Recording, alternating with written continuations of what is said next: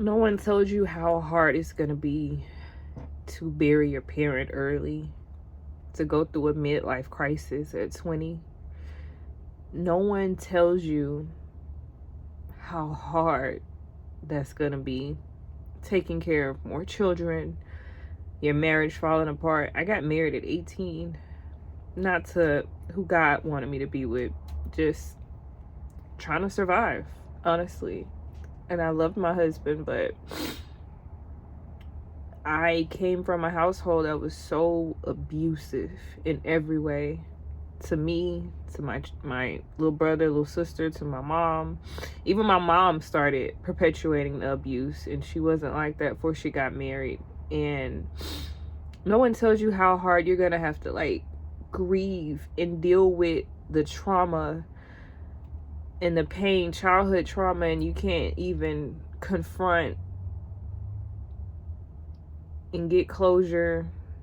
It is hard, but if someone else is going through this, you're not alone. Like, I just had a random crying session. Like, I think about my mom every single day. When I think about it, I think there's not really a day go by that I don't think about her. I hardly ever cry, though. I cry maybe, I don't know, once every 2 to 6 months. You know, it's not very often anymore, but you'll miss your people forever. I'm telling y'all, be at peace. Be at peace. If something costs you your peace, as someone once told me, it costs you too much. If something costs you your peace, I'm not talking about just, y'all fighting, you may be fighting about something and it get resolved in a week or a couple days or even maybe a couple months. No, I'm talking about year after year, day after day. Day after day, I saw my mom be a punching bag every single day of her marriage. Every day. 6 days out of 7, the house was a war zone. It was an absolute war zone. This man screaming, fighting her, going to jail. My sister calling the police. She was scared. She loved him. It was every day. Every day. Sometimes he was so mean and grumpy, he would make us go to bed hungry after mom cooked and had cooked food. And she would be too scared to feed her kids.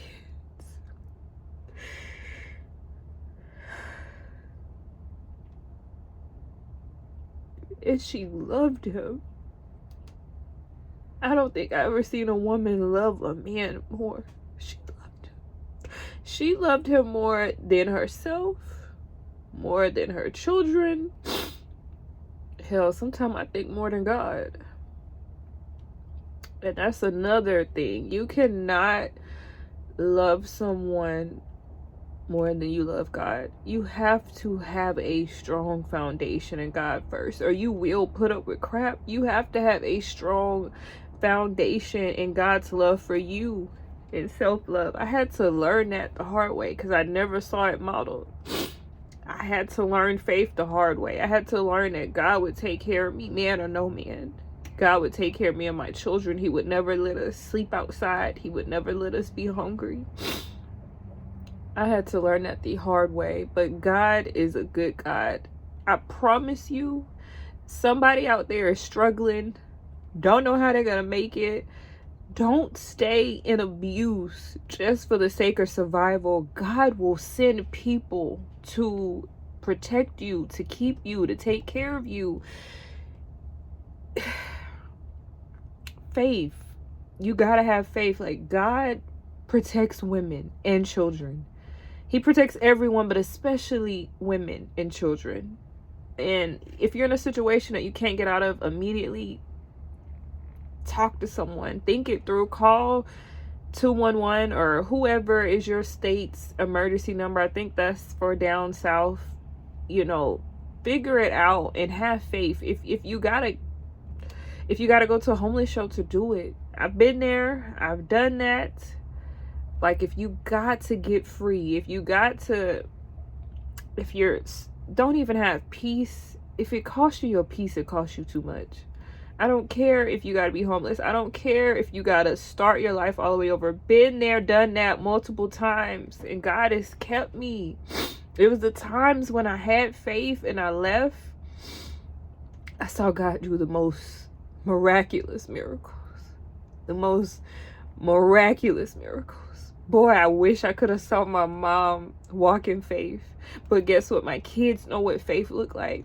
They know what trust in God when you don't know what the next step look like, and all you can do is just cry and trust and release trust.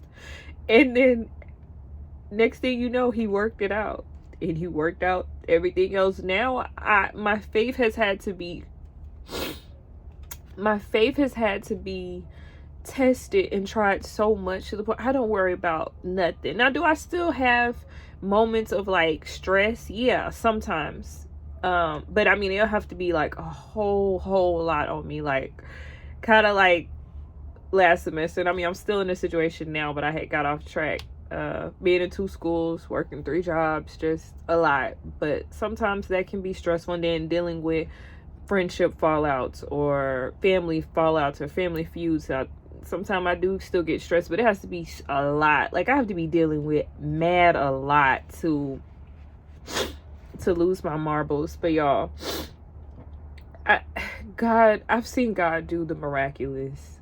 I've seen him do, and I'm gonna be sharing a lot of different testimonies here on YouTube. I've seen God do the miraculous. God will never fail you. He said, if I take care of the birds and the fowls of the air and I make sure they eat, aren't you more than birds? Like, he says this. He said, I knew you before I formed you in your mother's womb. He says, I have plans to prosper you and to give you an expected end. God says he's going to give you an expected end. To trust him. Be still and know that I am God. All of this is scripture. Be still and know. When you've done all you can and you don't know the next step, be still and know that he is God.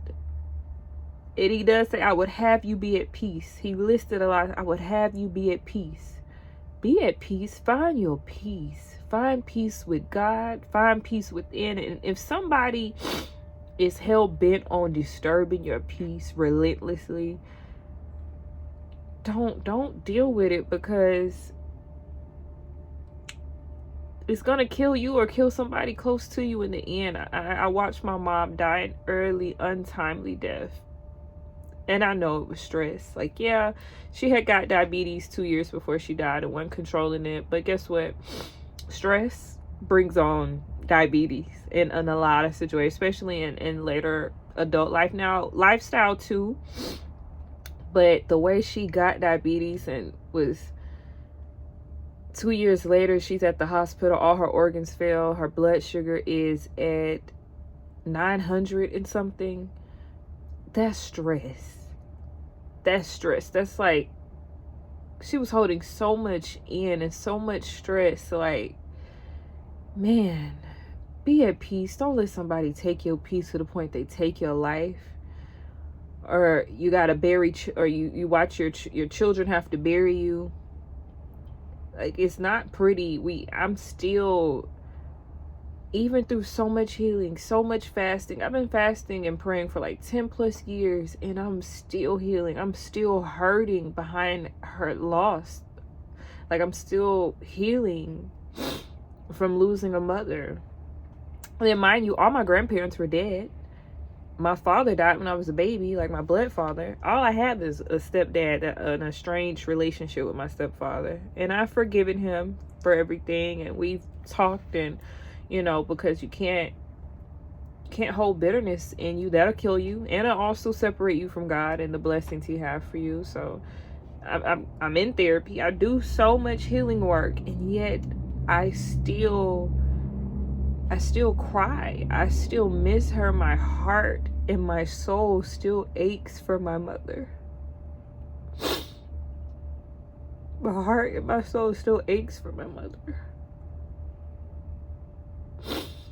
And I just feel led to make the video because a lot of people on YouTube, you know, they show you the good sides. They show you the beauty. They don't show you the pain. They don't show you, you know, the downsides to making the wrong choices in life. Like the people who will suffer, not just you, but the people behind you. And that's why I gotta make the video. And I hate putting myself out there like that, because I know people will talk crap or they won't understand. Somebody will always have something to say, but I used to hate putting myself out there, but God was like, it's not about you, it's about the people that you are supposed to serve, the people that you're supposed to help, so that no one else has to go through what you went through. Do your part. Your suffering was for a purpose. And that saying where your pain becomes your purpose is true. It's true. If I can help someone, encourage someone, YouTubers have helped and encouraged me. I've grown so much also from just watching YouTubers, from hearing testimonies, from hearing story times, from being encouraged. Like, I'm finally becoming the woman I want to be. And a big thanks is to all the creators on YouTube. So I'm doing my part. Be still and know that God is God. Have faith. I've seen God do the miraculous. It's been so much. He saved me from death, from car wrecks, seeing random money deposited into my account when I needed it most, like $1,500 in a day. Like, I'm telling you, God, when you release that contention, and sometimes you're gonna go through it. Faith is not just it's a muscle. It's a muscle that you have to activate. It's a muscle that it's got to be tested to become sharp. So now I don't worry about anything much at all, and I know God is working. But that was just time after time after time after time after time of being tested. I mean, you're talking to a woman who gone through molestation since she been 4, a woman who has been gone through beatings and being abused by men, by a stepfather, going to bed hungry, childhood trauma, extreme childhood trauma, a lot of pain, a lot of failed relationships, marriages, like. And when I say God is still good and I have peace now that surpasses understanding, my children are happy. Like, the things that seem like a luxury to me, God has allowed me to give it to my kids, a happy home, a home where they're not growing up in terror. That should be the norm, but that wasn't the norm for me. That wasn't the norm for me. And honestly, all the things that I've been through, like if I were to tell every story, which I will get to one day, people say like, girl, you should be in a straitjacket, rocking back and forth crazy in an insane asylum somewhere, all the stuff that you've been through. I've had church members tell me like, girl, all the things that you've been through, I would want to die. I just wouldn't want to live after that. And I've had moments in time where I felt like that, for sure. It's been a long time ago, but and after my mom died, and then 6 weeks later my husband left, and I had my baby, my little sister, her baby, and a severely autistic an ADHD little brother. Like, he's nonverbal, very violent to deal with, an angry stepfather. Like, it was a lot. Like, I wanted to die. Mind you, y'all, I was only 20 at this time. I was only 20. So yeah, mom been gone 11 years. I was only 20 at the time. It was hard. It was devastating. It just felt like someone ripped my heart out and then did it again, and it was already not even in my body, and just smashed all over me. Like, the heart-shattering, soul-shattering things that I've gone through, anyone, if they wasn't protected by God himself, holding you, standing with you, covering you, anyone else probably would have lost their mind, would be out of their mind and be in an insane asylum. I even think that myself. I don't know how I'm in my right mind. I don't know how I'm not addicted to drugs, alcohol. There's a train going by. It won't be too long. know how I'm not addicted to drugs, alcohol, perversion, whatever, any type of perversion, sexual perversion. I don't know. I don't have any vices except for I listen to audiobooks. I still like sometimes my fantasy romance novels. Sometimes I'll spend a little money on that, about $10. Listen to a week worth of more fantasy novel episodes, but that's about it. I read my Bible, I worship, I talk with God every day for a long time now. I talk with God every day, learning, being reproved, listening to Holy Spirit. It's a miracle. I'm a walking miracle. I'm starting to realize that the more I talk to people and I get feedback, I'm a walking miracle. You will be okay. You will be fine. Trust God. Trust God. Do all you can, and then be still and know that He is God. Be still and know that God is God. He is good. Like even today, hurting, heartbroken, a little soul shattered. But I'm fine. I'm fine. I have the love of God. I have His peace. I mean, I'm not going to say I'm just so joyful, but when you have peace that surpasses all understanding and you're okay, you don't have to be in the best of just spirits, but you can still be okay. You can still be one with God. I'm a living testament. I feel it right now. I just went through a range of emotions in this little 16 minutes I've been online. A range of emotions, but I'm okay. I'm okay. I smile. Life is looking up. It's getting better. My kids are happy. I'm happy. I have hobbies now, things that I like to do.